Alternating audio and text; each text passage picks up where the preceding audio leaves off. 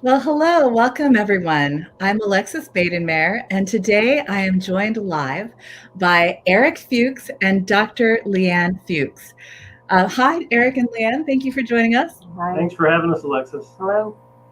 Well, it's so great to have you with us. I was inspired to interview you both because we were introduced through Understanding Ag. And a couple weeks ago, I had a really cool conversation with Ray Archuleta and Sarah Keogh. And Ray, of course, is a soil scientist. He's one of the people in Kiss the Ground. And Sarah Keogh is a nutritionist. And I happened to find them at the same place. They were at Ray's farm. And and I said, well, it would be awesome if I could interview you both because you have this, complementary knowledge about soil health and human health and how these things fit together. And then when I reached out to Understanding Ag to see if there were more people that I could interview, I found that there's another pair. So we have Eric Fuchs, who does water quality and soil health, and Dr. Leanne Fuchs is a chiropractor and a nutritionist. So let me have you both tell us a little bit about your backgrounds and your expertise before we get started. Ladies first. I'm a chiropractor. I've been in practice, private practice for 22 years. I have 2 bachelor's of science degrees, one in physical education and one in human biology. And then I graduated from Logan College of Chiropractic back in August of 1999. I also have a massage therapy degree, so I've been a massage therapist for longer than I can say or want to say, but about 26 years. And knew that I always wanted to be more proactive with healthcare versus reactive. I wanted to be on the front end versus the tail end when people are already really, really sick with chronic illnesses, and it's so much more difficult to get back to battery, so to speak.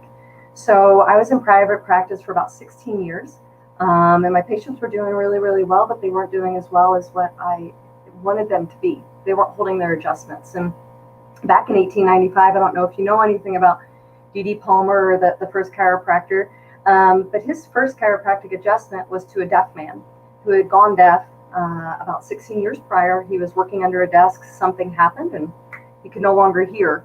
And D.D. Palmer basically was palpating the gentleman's spine and said, do you mind if, however he communicated to the deaf man, mind if I adjust this? And the guy was like, thumbs up, and adjusted him, and the man heard. That was the first chiropractic adjustment. And so I wanted to know why the adjustments and why the patients that I was seeing weren't responding that fantastically within 1 or 2 adjustments. So I started undercutting, and my path led me to nutrition response testing. And I got an advanced degree in nutrition response testing. And that basically is a system and a technology that allows me to evaluate a system's body in real time, the functionality of it, to find if there's any deficiencies or any issues going on with it, find out what the issues are, and then also find out what the remedies for those ailments are as well. So I've been doing that now for about 6 years, in addition to my chiropractic practice, and I also have another associate in office as well. So yeah. Wow. Well, I want to thank you so much for taking this hour with us, Dr. Fuchs, because I know you're super busy. I understand your schedule. You're in the office with your patients from 7 a.m. to 7 p.m. Monday to Thursday, and you take Friday off. So thank you so much for doing this. I really appreciate you sharing your expertise. And how about you, Eric? Your water expertise. You now tell us what your job is, where you work, and how you ended up there. Okay, so I worked with Missouri Rural Water Association as a source water technician. So I was raised on a farm all my life. Was always kind of, as I took the weird farmer, we've had a grazing system for a long time. Just we were conventional, but yet non-conventional, and always had that different aspect on what we did on the farm. But then about 7 years ago, I started working as a source water technician.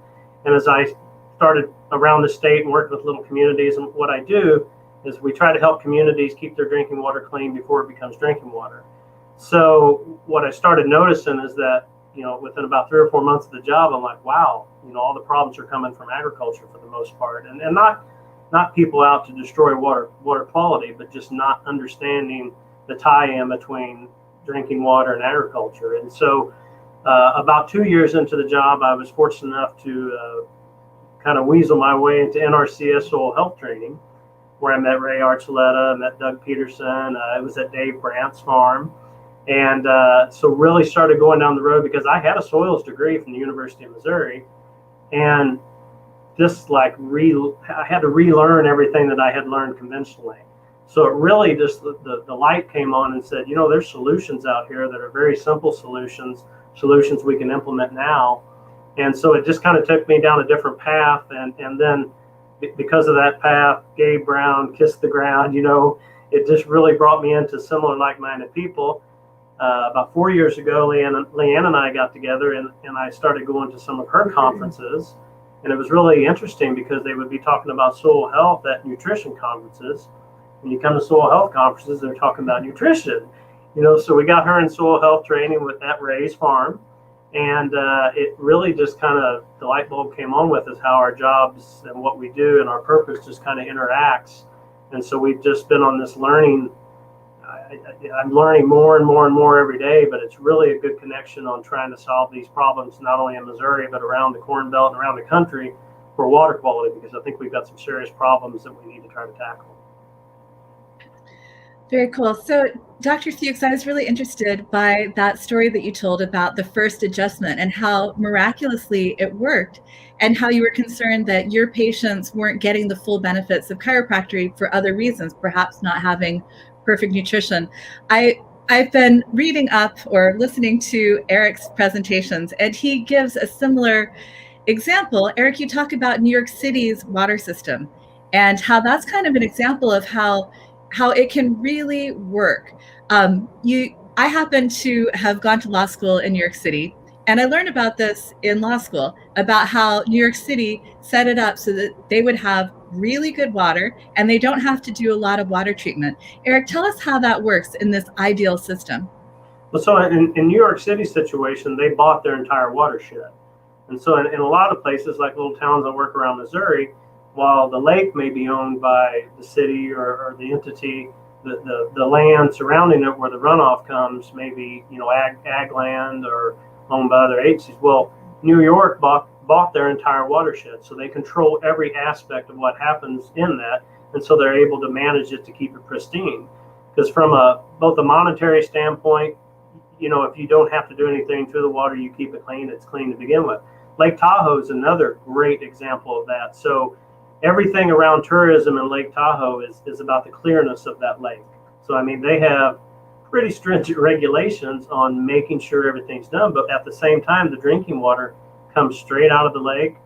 I think they may even add a little chlorine, but not a lot, and it goes right into the system. So it's just examples, and I'm not we've talked a little bit before, I'm not a big fan of regulation, but it can be a win-win on things. You don't have to give one to not have another, but situations like that of tight management of a source water protection area makes it to where people do have more clean, better quantity and quality in regards to drinking water. So if it's not water treatment that's cleaning the water, what's cleaning the water? Well, it's without getting into great details, there's certain chemicals that are added. So you have different things in water like dirt, for instance, or sediments and soils and chemicals.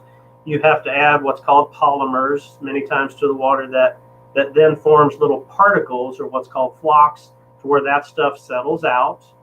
And then you go through a filtration system like sand filters. It may be different levels of sand, anthracite, different where you get some absorption type thing, take out more, and lots of time carbon is added. Just like your Brita filter at home, carbon takes out taste and odor. Sometimes it takes out some volatile chemicals, like if we have, farm chemicals and stuff, it pulls it out. Chlorine is usually added someplace in there for a disinfectant, because chlorine, I always say, is kind of a necessary evil. We do have the luxury of having water delivered to our homes in pipes.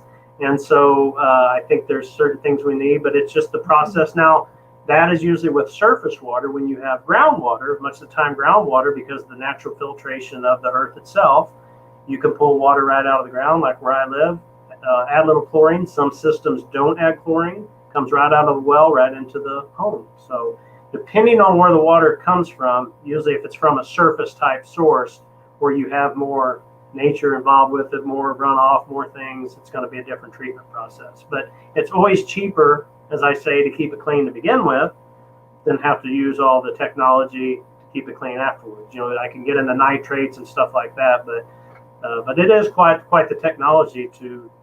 We're very fortunate in the U.S. that we have, water does not kill us immediately like it does in some countries with cholera and things like that. We are fortunate in the United States with our drinking water. But if we have an ideal system, it's actually the soil that's filtering the water, right? Mm-hmm. And so you don't have to do a lot of treatment. Yeah, it's not always soil, but as I say, even from ag grounds, it's about what happens on those grounds stays on that ground. And water, nitrogen, phosphorus, and sediments are probably our biggest things that we have to deal with. And there's no reason that should be leaving the farm ground. If it stays where it's at, and like you said, water's infiltrating through the soil, not running off immediately, we don't have near the problems. I mean, are there going to have to be some treatment processes? Yes. But for the most part, as I always say, farmers I don't care what they do on their ground, just as long as it stays there. As soon as it leaves there, it becomes my problem as drinking water, But as we talked before a little on the phone with the soil health practices, with the things that Understanding Ag is coming out with, it's not an either or. We can have both. We can have high yields, we can have clean water, and not all the problems we have now. We have a lot of algae blooms, the dead zone in the Gulf. The dead zone is just a great big area. We're concentrated in one place, but we have those areas all over the Corn Belt in little watersheds or big watersheds the very same way. Well, I want to get to the problems, but first I was inspired by Leanne's story that she told at the beginning of our talk to talk about how things work in an ideal situation. So what's the correlation, Leanne, in our own bodies to this concept of healthy soil being able to filter and clean the system? Is that kind of how it works with a healthy immune system and a good gut health?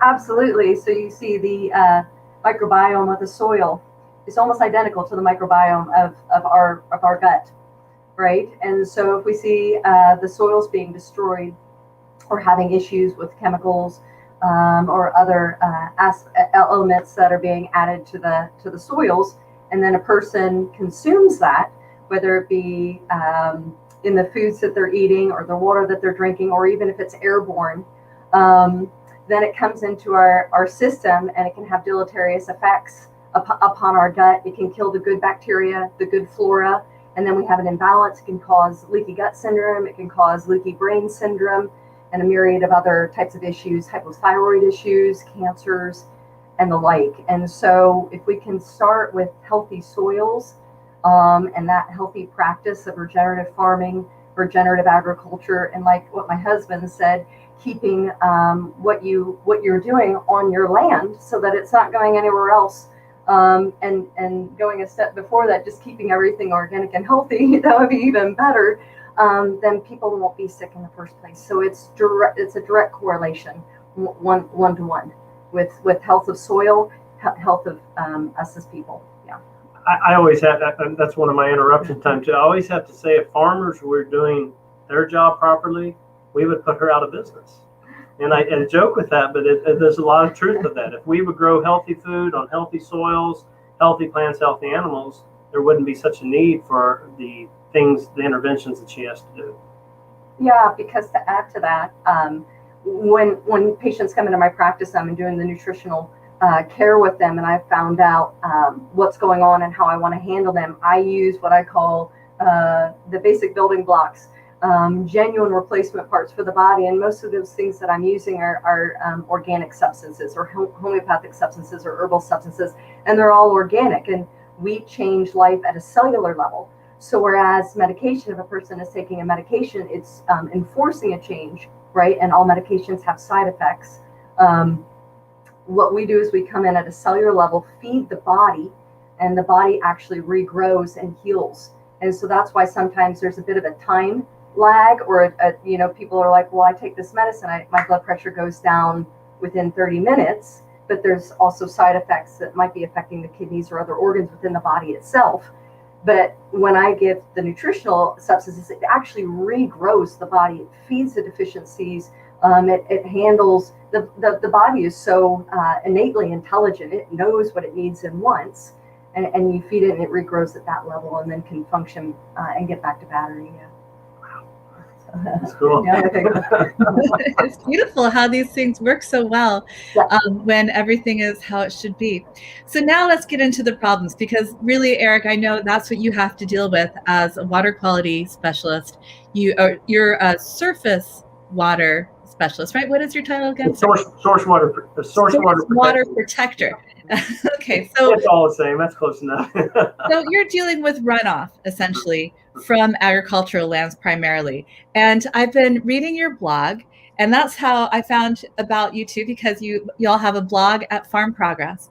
And it might be surprising to folks what I learned in your blog, that, quote, there are few to no regulations on what can be spread, sprayed, and used on row cropping or pasture areas, specifically fertilizers or chemicals. There are also no regulations on the amount of soil or runoff from these areas. So what's going on here, Eric? Well, that's a broad question. It's in my world, there's a lot of regulations both on wastewater, because we deal in our Missouri Rural Water deals in wastewater too. So a lot of there's point source and non-point source pollution. And point source is just that. I can look at it, point to it, and say there's where it is. So from a regulatory standpoint, there's a lot of regulation put on drinking water, as there should be. We want to make sure there's clean drinking water. And there's a lot of regulation put on wastewater, what comes out of these cities and towns for wastewater. And for the most part, they do a pretty good job. But like I said, there's really no regulations on the non-point side, which is for the most part agriculture. And again, I always like to come back. It's not these farmers that are sitting down driving a tractor saying, boy, I'm just going to see how much water I can pollute the next day. There's a lot of non-understanding, which again, soil health practices, understanding ag, they don't even know. And I was trained in soils. I was trained in agronomics, and there was a lot I didn't. So, but the fact is, there's a lot of problems with when the fertilizer is applied, how much is applied. The fact is, we're applying it on soils that are worn out, that can't handle it. Same thing with herbicides. You're getting resistance in glyphosate. There's just a lot of problems in the fact of, but the main thing is the soil is not capable of handling what we do with it. And you're seeing more and more, the soils are worn out more, so it takes more fertilizers. We're getting resistance. So again, I'm not a person of regulation. I'm a person for us to change it from within. But a huge part of it is just an education process and the ability to come up and say, hey, we've got a problem here, and how do we change it? And Leanne, how is this impacting your patients? Do you get many patients who are having issues because of contaminants in our food, in our water, maybe environmental pollution? Oh, absolutely, a lot of them. So we're in the Midwest, and so every spring and fall we have the planting and then the harvesting. And I used to every spring and fall get people that were sick.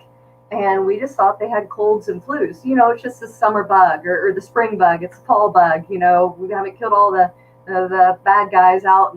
And so people are getting sick. And when I started testing my patients, 9 times out of 10, it was pesticide poisonings. 9 times out of 10 that I was finding, or other chemical toxins, or other heavy metal pollutants within the bodies themselves that were making these people sick. And it was startling to me, because I had always thought, oh, it's just allergies, or it's a bacteria or a virus, and it ended up not being that at all. So yes, I am seeing many people sick. I have autistic children that we care for, Asperger's children that we care for, people that have had cancers. We're seeing a higher level of glioblastomas in our area, and so asking questions as to why we're seeing these elevated levels of these types of cancers and such. So yes, to answer your question, yes, we are. Well, I'm so sorry to hear that. It's very disturbing. So Eric, there are things that we can do about this. I want to quote your blog again. You say farmers and ranchers are responsible for every drop of water that lands on or runs off their land. More than likely, this will wind up as someone's drinking water at some point. It's our job as producers to make sure it's kept clean. But you just mentioned that you would prefer that it wasn't the government telling people, how to do it. You think farmers really can develop the skills to take this on and be responsible stewards? I do. There's a bigger picture here with, and we can get into ag, government programs and subsidies and stuff like that. So why the system is skewed to go a certain way, but the technology is there, and cover crop, soil health, no-till. It is not tough technology. It is new tech. It's not new technology. It's new technology to them, but to outlaw chemicals, to outlaw fertilizers. Usually regulation, while it may come about from a good reason, usually doesn't go down the road it needs to go. So it's an education process. I mean, we're doing producer meetings all the time. We're talking about when they need to apply or soil health. They just don't know. They've not been taught. And I joke, my dad was born in 1935. He died a couple years ago. He really was never part of not knowing that there was anything but fertilizer. So we've got a whole generation that really, when I say have no agronomic skills, they have no agronomic skills like our grandparents and our great-grandparents had, So the technology is there. It's not expensive. And in the long run, with good soil health practices, they will automatically use less chemicals. They will automatically use less fertilizers. So for me to come out and say we need to stop it all, it's crazy. It's too big of a jump for most people. But if we use these soil health principles, I hate to say it's a silver bullet, but it's better food, it's healthy food, it's better water. It does really truly fix things, and it's simple practices. It's management. With the advent of GMOs and glyphosate, we lost the ability to truly manage our soils, and because we planted and we sprayed and we went home. And we lost that ability to understand, as Gabe Brown's book, From Dirt to Soil. There is a big difference. And once that light comes on with people, once you see them understand that, it's like, oh my gosh, we're farmers again. And it's the same way with livestock, with rotating livestock, grazing systems. And the Lord knows it's more work. We have trouble getting it done sometimes, but it's just, there's simple ways to create a huge lasting solutions that just helps everybody across the board. Well, Dr. Fuchs, I'm sure you see this in your practice as well. I understand that a lot of your patients are dealing with environmental contamination that they might not have control over. But part of getting healthy is learning to eat right. And we've lost some of these skills as well, just like Eric was talking about how we've got this formula from the chemical companies. You've got your GMO seeds and your pesticides and your synthetic fertilizers. In the same way, eaters, we've gotten really used to just buying a lot of prepared foods. We don't know how to cook from scratch. We're not exactly sure what's healthy or what's not. We've been told over my lifetime, low fat, but now people say we want high fat. So how do you help your patients navigate this? I try and keep it very simple, and I always try and do it on a gradient scale, right? So if a person comes into me and let's say they have a soda pop, not addiction, but they love their soda pop. So I'll just get in communication with them and ask them, I'm like, so let's say they're having 8 to 10 soda pops a day. I might be like, well, could we have 9 a day? Because you really, truly, sugar is an addictive substance. It causes a physiological addiction, just like cocaine or alcohol. So you can't actually remove somebody from a diet that they're have been consuming that's highly processed with highly refined sugars immediately, or else you're going to cause them a lot of suffering, which is unnecessary. So everything in life should be accomplished through gradient scale approach, right? And so I give my patient on a weekly basis, we work on wins. Like if they come in, they're like, I did 9 soda pops a day this week. I'll be like, that's awesome. So let's try 8, and then we steadily go through that. Now I'm like, how about a vegetable? Are you eating any vegetables? Because sadly, some people eat no vegetables. They just weren't raised on that. They actually don't know about that. They eat and shop on the inner aisles of the store Whereas on the outer aisles of the stores where everything is living and fresh vegetables and fruits and things of that nature. So it's always better. So I tell my patients, shop around the outside of the store. Don't shop on the inside of the store. So you get your fruits and your vegetables. And I also try and tell them, if they can, organic and also non-GMO.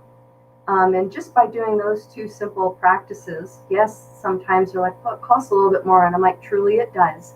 But in the long run, it'll save you quality and quantity of life. And that's ultimately what we're trying to achieve, is the betterment of their life and honestly their children's lives. Because there was a study called the Pottinger cat study, and Dr. Pottinger studied cats and their adrenals. And what he found was that our diets were so depleted in any nutrition that each generation got sicker and sicker, and their vitality got less and less. So let's say that my great-grandmother was eating the same diet as I was, but because the soils are depleted and there's more chemicals and there's less nutrition, my body is already sicker being born to start with than my great-grandparents. And so by me eating healthy and my husband eating healthy, and then if we were to have children, then the child that was being born to us would be healthier. And so we've got to instill those practices as well for future generations. Yeah. And likewise, when you're working with farmers, there are sort of first steps that you can have farmers take towards greater soil health. I have another quote from one of your blogs. No-till and cover should be a requirement for every cost share program on crop ground. And we're not talking about a mandatory program here. We're talking about when the farmer seeks government support, we can require basic soil health practices to go along with that government support. You want to speak to that, Eric? I will, and I speak to two ways. You talked about like the gradient. When I speak to a lot of these landowners, it's amazing when I just let them know, like that quote about everything you do may become somebody's drinking water. And when they're in a watershed, you really see the aha moments. They're like, wow, I never thought about that. I never thought. And it's the same thing with cost share. And we can have another hour-long conversation about government programs and cost share. But at the very least, I think we should go a direction that we know is regenerative in regards to cost share, but we have to educate. And the problem is with a lot of cost share, people chase that dollar. I've done it in the past. We chase it and we're like, we want to get that money, so we just do that practice, but we don't know why we did it. We don't know the basics behind it. We don't know the soil health principles behind it. So I just plant cover crops because there's cost share on cover crops. But after the cost share is up, I don't do anything anymore. When people truly understand the principles of soil health, the principles of no-till, the principles of diversity, of a living root, and the 5 principles, and when they all tie together, when they get it, as I say, when the light bulb comes on, we don't need cost share anymore. They're going to do it on their own. And truly, that's what cost share should be, whether it be grazing systems or whether it be cover crops, is it is a boost to let them get over that transition period to then say, thank you very much, but we're where we need to be right now. But cost share, unfortunately, in a lot of places is not like that anymore. It doesn't really pick the right target. When you build terraces, you just slow down water. You don't stop the problem. When you build underground outlets, and I'm getting into probably terms that are different, but a lot of our cost shares are based off what's popular for the farmer at the time, not really what gives the most bang for the buck in regards to soil health principles.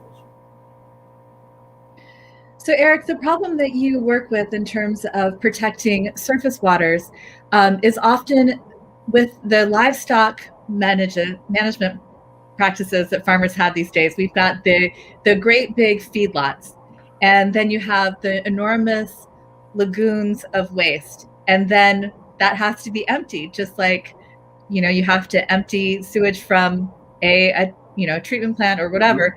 That has to go somewhere. It can't live in the lagoon forever. And what happens is primarily that waste is spread on farmland. But the soils aren't healthy enough, so they're not absorbing all of that waste. And a lot of that waste is running off into the water. So with that problem, you have the problem of antibiotics that are given to the animals. And that was also something that you mentioned in your blog. I won't go to the quote this time. I'll just let you take the floor. So both of you, like, why should we be concerned about antibiotics given to animals? Is that something that can impact our water health, our environment, and our human health? So we won't get into CAFOs and feedlots and stuff like that. And I'm not inherently against antibiotics or medications to animals, but there's a big difference between treating a sick animal or treating something as a preventative for a long time. And that's what we do a lot in the livestock industry. I've done it myself in the past. But both, whether it be human pharmaceuticals or animal pharmaceuticals, they're not taken out of drinking water. So there's no treatment processes that take pharmaceuticals out. And again, there's a lot of research on how much our body actually utilizes compared to how much we get rid of as waste. And so, in the Ozarks, where I live in Missouri, we've got pristine groundwater, but there's instances of antibiotics, hormones and stuff in the groundwater because, whatever we take comes out, So not just the livestock industry on that, but the human industry. There is, again, if it goes back to nutrition, why are we getting sick to begin with? Do we need antibiotics? Do we need some of these medications? Absolutely. But the instances of like the amount of drugs we use in the livestock industry, the amount we use in people, one of the things in Missouri Rural Water, we do a prescription drug take back program is we want to keep it out of the drinking water. We don't want people flushing your drugs down the toilet. And one of the things, I think the United States is 5% of the world's population, and I believe they take 80 to 85% of the world's drugs. And I think I'm throwing numbers out here, but the amount of people that was on 2 to 3 drugs is astronomical. Well, that's a whole other program for somebody else to solve. But the fact is that is getting into our drinking water, because what comes out sooner or later becomes drinking water one place or another. So the same thing with the livestock industry, yeah. So that's maybe gone off the path just a little bit, but it is a problem. Yeah, and Leanne, I'm sure you could tell us more about how this is impacting your patients. Absolutely. So it's creating a very big problem for us. Of course, antibiotics kill bacteria, and that is our gut. And so we're getting a lot of gut issues, a lot of leaky gut syndrome, a lot of autoimmune issues because of the fact of these animals are being inundated with a lot of unnecessary antibiotics. Just it's a course of action now that you've got a feedlot or animals, they're going to get some antibiotics. And then we consume those foods and we actually are getting the antibiotics in our body. And then they're killing our gut flora. And that's why we see an elevated rise in probiotic use. But the problem is not every probiotic is created the same. And so there are hundreds and hundreds and hundreds of different probiotics. And so in my clinic, when patients come in, I might have a sampling of 50 different probiotics to use, but there might be one probiotic that's right for that person, because we are individual. We are not a cookie cutter recipe. So you have to look at the patient individually and see what that patient needs to be rehabilitated, to feel better. And then also with regards to the hormones, that's why we're seeing puberty happening in children at a younger and younger age, along with, unfortunately, the antidepressant medications are also going into our water supply. And for me, that is a very big problem. And I'll just speak a little bit. When we kill, it's very simple. We could handle the depression, the level of depression that we have in the country very easily. So when we kill our gut flora, 90% of the serotonin, which is a neurotransmitter, is created in our gut. 90%. 50% of dopamine, which is another neurotransmitter, is created in our gut. 40% of dopamine is created in our kidneys. It is not created in our brain. So giving a chemical drug to handle depression by handling the brain with the neurotransmitters, all we have to do is go to healthy foods, organic soils, and the reduction of antibiotic use, except when necessary. Absolutely, I totally agree with my husband. As always, you use everything when appropriate, in appropriate doses, and you carry it through to the end. But then we could reestablish the gut flora and then we could reestablish the serotonin and dopamine production, which are neurotransmitters, and we could live healthier and happier. Yeah, it's so amazing how well it works. Your colleague at Understanding Ag, Sarah Keogh, she gave a webinar last week for Understanding Ag on the work that she does as a nutritionist. And I was so inspired by that. I realized, like, wow, so if I just clean up my gut, maybe I wouldn't have seasonal allergies, because it's pollen season near DC where I am. And you can just see the tassels of pollen. I'm looking out the window, see them hanging, and they're dropping on the driveway and the patio. It's everywhere. But I was like, well, Sarah says that it's about having a healthy gut. So why don't I just look up anti-allergy, anti-inflammatory foods and see what I can do with that? And so this week I made a really crazy soup. I made it's beef broth or chicken broth, beets, mushrooms, and then tons of herbs and spices, and especially spicy things that are good for clearing allergies. And so, like, for the first spring of my life since I was in grade school, I'm not taking allergy medication at the moment. And I was just surprised how well it worked and how fast it worked. Like, I was like, well, today I have to do something, so I probably should take the Claritin, but let me just see if I can do something else instead. And it worked. And so I'm a true believer for sure. But it also works. So taking it back to the soil health aspect, tell us about your farm and how these principles are working in action where you all have control over how things are done. How good does it get? Well, it gets good. I say we need to do more all the time. We spend so much time on the road, but the rotation is the biggest thing what we always see. It's the ability when you're rotating animals, when you're moving animals one thing to another. We really see differences if we get too busy and we don't able to manage like we should by moving cattle, moving sheep around certain areas.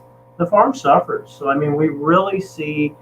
I always joke, you learn from the bad experiences as much as you do the good experiences, where they don't become bad anymore. You just take a look and say, okay, what can I do different? Anytime we have animal health problems, anytime we have pasture problems per se, anytime there's something out of whack, it's usually something we're not doing with keeping diversity, keeping rotations, keeping animals moved. We're not there on the same area, same amount of the time. And man, we've been doing this so many different years where we've learned so much. And it's so funny because, like, every time we read something else, like, oh, we got to go try this. We got to go try this. Well, we don't have time to try this, But the bottom line is, it really makes you see when you're doing things right, and it really makes you see when you're not doing things right. And it comes back to a simplicity of diversity, whether it be with people, with grass, with what we eat, with our soils, everything. Rotation, keeping animals moving at different parts of the time, and things really come to life when you kind of click it and kind of get it together and follow like the soil health principles, And so right now we're going through a little transition on the farm where we're trying to get things set up to move better, do better, and it gets exciting because you really see the benefits, and the profit goes up, the quality of life goes up. So it's not hard. It's just a matter of being a discipline to do a lot of it, and it's different than what the norm is. Yeah, and you sorry. I was going to say, you need a community of practitioners that you can be in conversation with and see what different people are doing. I had the really great opportunity to interview Chris Nichols, Dr. Chris Nichols, Yeah. who is another Understanding Ag expert. And she was there in North Dakota with this amazing group of farmers, including Gabe Brown, who just really wanted to see how far they could go with soil health. And they were very scientific about it, maybe a little competitive. It's like they would hear about something and want to try it out on the farm, and they would do side-by-side trials and spend years like seeing like what's actually working. I'm not just going to switch the whole farm to something. I'm going to test it out. And they became some of the most amazing soil leaders in the country. I don't think it's an accident that it involved having a scientist like Chris Nichols there with them, an expert who could encourage them and move them along. But they also seem to have a really great community. And that's one of the wonderful things about Understanding Ag, is you all have created a great community of experts and practitioners who can help one another move along in this journey. A few years ago, I had the opportunity to hear Gabe Brown and also his son Paul speak at the Kavira conference in the Southwest. That's a great conference. And I have always been interested in this from the perspective of climate change. I started out as a young climate activist, and I went vegetarian for the climate because I heard that the rainforests were being cut down for cattle grazing. And really, I was a vegetarian for 30 years, from age 16 to age 46. And now I'm letting myself eat meat because I realize that, factory farms are certainly a problem, but obviously there are practitioners, farmers who are doing holistic plant grazing, who are having incredible climate results on their farms, just being able to sequester so much carbon. So that's always the lens that I looked at this through. And I was really geeking out about carbon and soil health. But when I heard Gabe and Paul Brown speak, what they were talking about is really how this works economically for a farm.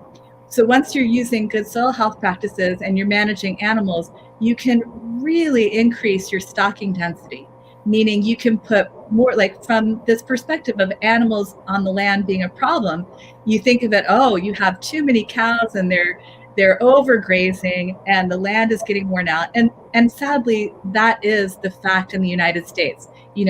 All of our land should be sequestering carbon because that's what land does. That's just like the natural role of land in the carbon cycle. But our rangelands are sequestering minimal amounts of carbon at this point. And in the next few years, if things continue like this, I think what we will see is we'll see a loss of carbon. We'll have negative carbon sequestration on our rangelands, and that's just a horrifying thought. On the other hand, you can quickly reverse that trend. And certainly you've done it, Eric, on your farm. Gabe and Paul Brown have done it. And when you do that, then that land can just do so much more and produce so much more. And so after watching their talk, I realized it's like, gosh, what we should be talking about isn't carbon, because most people don't really understand carbon or they don't care about carbon, but we should be talking about these are the most productive farms in the world. Per acre, they can be so productive. They did a slide where they showed like how many animals they could move over one piece of land.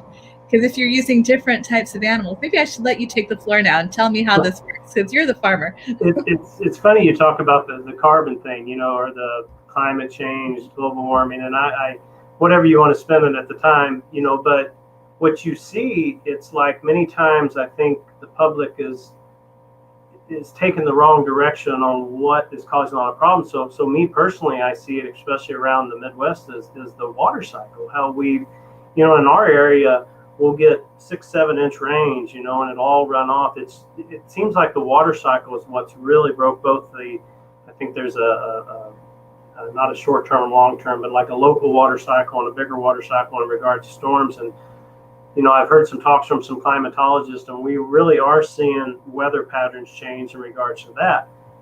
I personally, this is Eric Fuchs personally, don't think it's emissions from power plants and emissions from cars. Well, there's a lot of things we can do with that. But when you look at the Paul and Gabe Browns and look what can be done with soil, and that's inherently what those soils were like 120 years ago, 200 years ago, and you take that over a large area, and it doesn't take much of a calculator to figure, well, there's where our carbon's from. And we have the ability in agriculture to immediately turn that back around. And I honestly think we can have the same lifestyles we have now. We can raise more food than we're raising now. We don't have to change what we raise. We don't have to change what we graze. It doesn't have to be a give and take in that regards. I think we can have all the same, but just doing it in a regenerative way. And that's kind of what's frustrating, when you look at what's happening and that the solutions aren't some big technological advance that's going to cost $1 trillion, kind of like we're sold. It's like, why don't we just plant a cover crop? Why don't we just rotate these cattle a little bit more? Why don't we just plant a little bit more diversity? That's what's frustrating. It's frustrating when I work on a local level from a water standpoint and say, if I could just get half you farmers to do a little bit, I could change the entire water quality of this watershed. And so when it does come to when we talk about regulation, that's what gets frustrating, because I'm like, what is it going to change to change this big of a group and the way we've done things forever? And I think that's where consumer input comes in a lot. I love visiting with the landowners. I love trying to see what I can change myself to be a good example in our place. But I do think consumers have to get much more involved. I always talk about there's a big difference between clean water and clean drinking water, and people need to get educated. I could have some water that looks really clear and nice, but it'd be full of nitrates and atrazine and glyphosate. So I'd like to see people get more involved. And when we talk about regulation, climate change, what should we do for the future? I think it's a personal thing that, we should change in that direction. We change it with our pocketbook. We change how we buy money. We change what we expect. And because the solutions are there now, it's not some crazy big, like I said, technology, new equipment, new anything. It's changed right between the ears. And it's frustrating because we want to see it change, and we see the potential. And again, I do have to give Understanding Ag. It's what's such a cool to be part of. They're making that change. They're making it bigger than anything I've ever seen. And so I probably got off the topic just a little bit there, but the solutions are at hand, and it doesn't take the government to do it. We can do it with us. We can do it with our pocketbook, and we can do it with things like we're doing right now. Well, we've got about 15 minutes left, so this is not the end, but someone in the chat reminded me that, yes, speaking of expanding community, what's the best way to connect with Eric and Leanne? So let's do that now before I forget, and then we'll go back into our conversation. Okay, so I'm glad to give my personal cell phone and email. My cell phone is 573-429-1383. My email is fuchs9988@gmail.com. I'll be glad to reach out on any water quality questions, any questions. I'm speaking for Leanne a little bit here, but probably best to reach out through me on any questions with her. But would love to reach out as many as you possibly can, because we're pretty passionate about this, and the more we can reach, the bigger change we can make. And also I have 2 Facebook pages. I have the Trostel Chiropractic Ltd, and then I have an Apple a Day Nutrition Center. So those are avenues that people can reach out to me as well, or Messenger. And I'd be happy to answer any questions or help in any way I can. And they can also reach out through Understanding Ag to get a hold of me that way as well, either one of us. Great. So let's continue this good conversation. Leanne, I'd love to hear from you what your favorite success stories are from your practice. Oh my gosh. So I have a little boy, their entire family, both sisters, all of their children, the mom, the grandma, all come to me. They came to I give nutritional talks, and they came to one of the talks because they had heard about me, and their son became autistic after his 18-month vaccinations.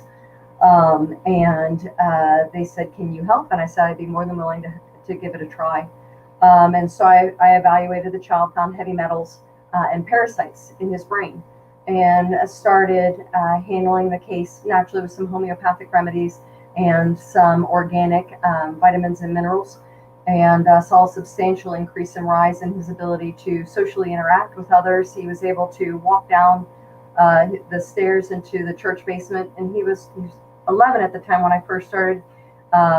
He had never been able to do that before. He was able to go see his very first movie at a movie theater, had never been able to do that before. Went on an outing with his family, rode his first camel, went zip lining, did a high ropes course, and has just had a better quality of life. And his they always compliment me, and I'm so exceptionally flattered. And my associate Shelley Moma is right in there with me, batting and helping these people and these families and such on an individual and also group basis. But his ability, his acuity, his intelligence is just soared, and that would be just one of the hundreds and hundreds of success stories that we have in our clinics. Wow, that's just amazing. Thank you so much for what you do, Dr. Fuchs. It's just so amazing. How about you, Eric? What's your favorite success story? We talked about your own farm, which sounds pretty amazing, but what have you seen that you're excited about in the farms that you work with in Missouri when you're thinking about water quality?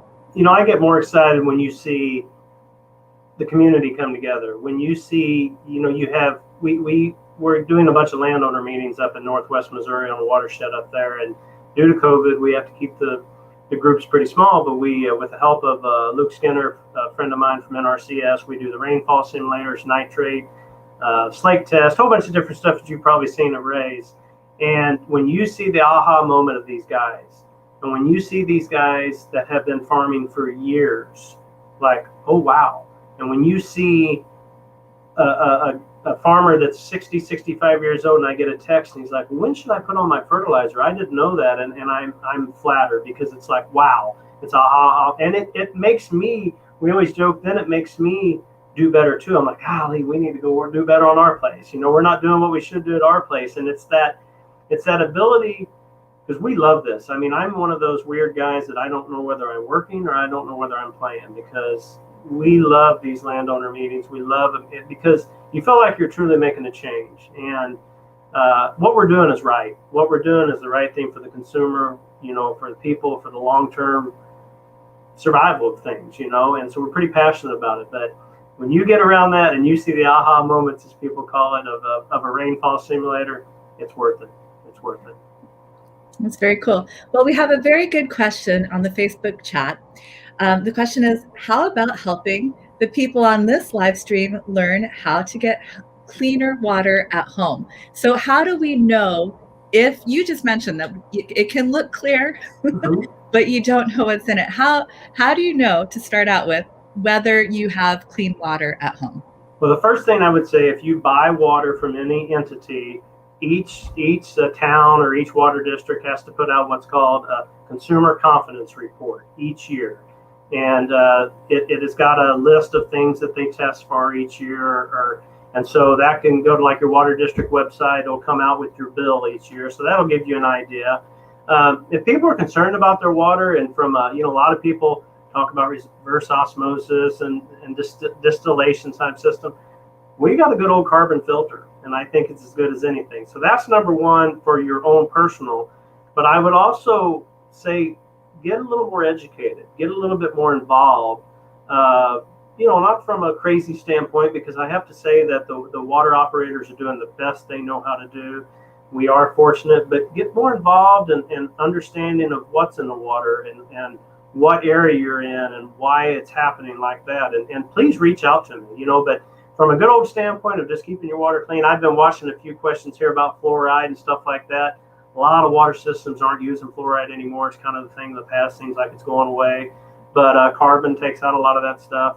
Carbon takes out chlorine. A lot of times you can set water out and let it sit for a while, and the chlorine will dissipate off, depending on whether it's chlorine or chloramine. So different things you can do like that. But I usually keep it simple. Keep a good old carbon Brita filter. Does probably as good as anything. Anything to add to that, Dr. Fuchs?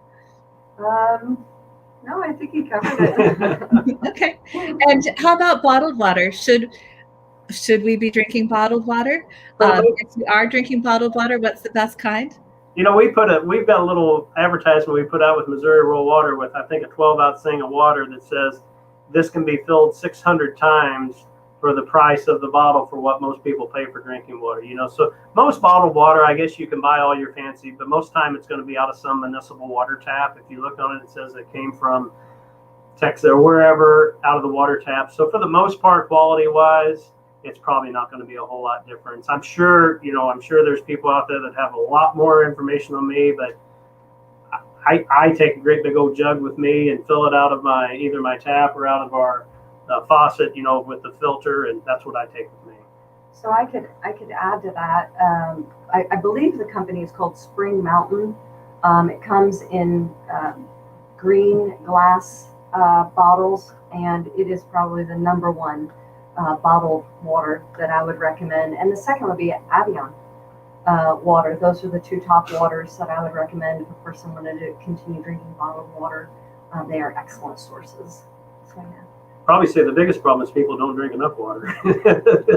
Right? There you go, Dr. Fuchs. How much water should we be drinking?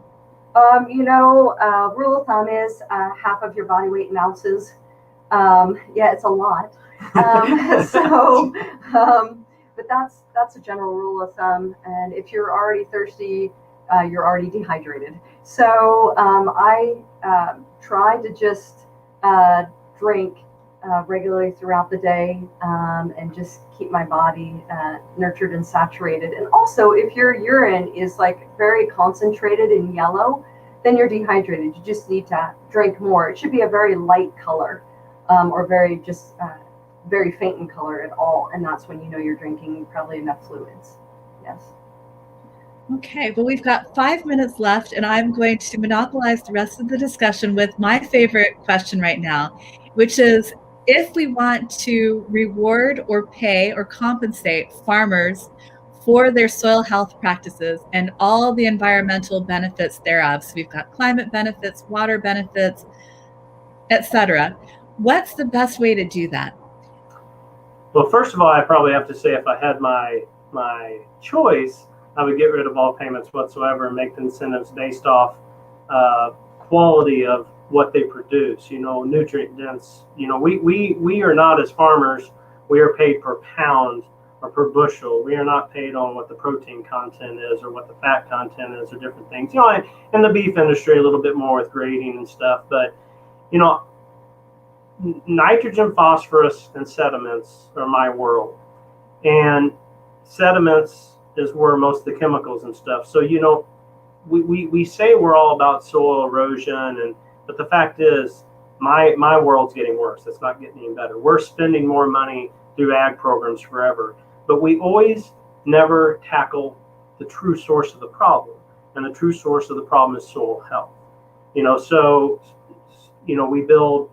build terraces, we build things to slow water down. So it has to be somehow based off a true soil health, diversity, cover crops, no-till, living root all year long. And I just tell people, drive around during the off season about anywhere and look and see what's growing in ag fields. There's nothing growing. It's nothing growing. So we have to, and with all that comes carbon. So it's not a very straightforward answer there, but it's everything that is regenerative. And there is a big difference between sustainability and regenerative. And we know what regenerative things are. It is no secret what does regenerative things. So it has to be something based off that, because I am all for individual property rights. I'm all for landowners and what they do there. But what they do there does affect a lot of others as well, especially when it comes to water quality. So all payments should be based off regenerative type practices that stop nitrogen, phosphorus, and polluting our water, better quality food, and carbon, and something like I said that's going to be, and it has to be on an education standpoint. Every farm program should be based off. When we did a grazing system on the farm 25 years ago, we had to go to school. We had to go to a 2-day school to learn the basics of why we were doing this and why it worked. That's what we have to do with any cost share when it comes to anything out there. We have to teach the why, because if they don't know the why, there's no reason for them to continue doing it from then on out, because it doesn't mean anything to them. Long answer to a short question, maybe? No, that's a great start. And I want to ask you a follow-up. Secretary Vilsack, the USDA secretary, he has suggested that we create a carbon bank, and the USDA would spend money out of the Commodity Credit Corporation, which is about $30 billion that the USDA can spend discretionarily each year. They would take that money, buy carbon credits. I think they were talking about $20 a ton, which doesn't sound like a lot to me. And then eventually, if we had a cap and trade program, polluters would be able to buy carbon credits from the USDA instead of reducing their pollution, talking about fossil fuel polluters. Any thoughts on that proposal? Usually all those trading and all that, we're seeing it with nutrient trading and stuff. It's just a kick the can down the road. Give us the money to go train all these guys, truly train them for what they need to be doing. And I'm not saying I'm inherently against those, but it just gets confusing, and how we do it and who's going to measure and who's got their finger in the pot and everything else. It just confuses things. We know what we need to do to fix the problems. It's just whether we're big enough or willing to tackle it, or the right people to be in the right places to get it done. So that stuff all sounds nice. I'm just not a big fan of it, to be honest with you. Well, I agree, as it happens. I thought it was great when Gabe Brown showed up in Congress and he testified, and they all want to know, like, what should we be doing to pay farmers? He's like, I don't believe in government support. and it is, we've been on both sides of that thing and still are, and it's something we strive to do. I am not completely against certain things, but what happens, it never, just like regulations, it starts out right, but it never gets to the point it really needs to be. It gets skewed, it goes the wrong direction, and unfortunately, when government gets involved, lots of times it doesn't seem to go the direction it needs to be. We just need to get to the basic understanding, and we have it. We have it right now. Yeah. Well, I personally am a big fan of the Natural Resources Conservation Service. And you've mentioned over and over that we need education and training so that people know what's up. They get out of ag school or they learn from whoever owned the farm before them how to do things, and that doesn't always keep up with the latest on soil health. And so we've got to make these resources available to people. And then I think the Conservation Stewardship Program and the Conservation Reserve Program, especially now that the Conservation Reserve Program lets people plant native grasses, graze cattle, plant trees, those are really good programs. And so that's personally, if the USDA has $30 billion to spend, which probably they don't, but if they did have $30 billion to spend on soil health, I would say put it in that direction. Like I joke, if I get to pick the people who manage the programs, I'd be all for it. Exactly. Yeah. Well, I always say at my farmer meetings, if I was king for a day, here's what I would do. And those certain people that have the certain goals in mind, and we get to the right direction. But we're making, I say we, understanding ag, those guys. I've been around enough to see the next best and the next greatest program and the next thing that's going to solve everything. I have to say I've never been a part of something that I truly think is the basic solution, both whether it be with what Leanne's doing, how it all ties to the soil. We have the tools. This is a win-win situation. There's no lose in this for the most part. Maybe some people that lose, but for the most part, this is a win-win all the way across the board, and you don't see that very often. And that's what makes it exciting. It makes it know that you have a purpose that's right and you want to run with. Great. Well, let's close by having Dr. Fuchs tell us what you're inspired by, what you think, because that was a nice message of hope, Eric, I have to say.